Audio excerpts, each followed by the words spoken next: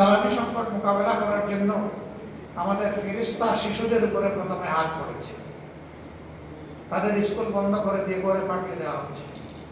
করোনার সময় দারুণ ব্যাহত হয়েছে, অনেক শিশু সন্তান ড্রপ আউট হয়ে গেছে, লেখাপড়া শুধু ছাড়ে নাই, সে বিপদে চলে গেছে, কিশোর গ্যাংয়ের অংশ হয়ে গেছে। এখন আবার যদি একই পথে এই সরকার হাঁটে, তাহলে এই জাতিকে অন্ধত্ব এবং মূর্খতার চাদরে ঢেকে দেওয়ার সিদ্ধান্ত নেবে এই সরকার। আমরা এটা রুখে দেব, এইটাও আমরা মানব না। আমাদের সন্তানদের মেধা হত্যা করার সুযোগ আমরা কাউকে দেব না। আমাদের বার্তা স্পষ্ট,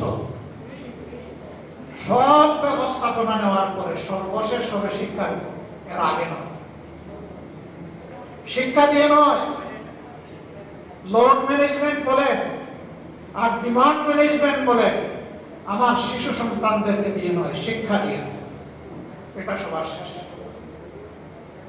এটা 18 কোটি মানুষের জন্য, আমাদের ভবিষ্যৎ বাংলাদেশের জন্য, ভবিষ্যৎ প্রজন্মের জন্য, মাথা উঁচু করে দাঁড়ানো একটা শিক্ষিত জাতির জন্য আমরা এখানে কোনো কম্প্রোমাইজ করব না।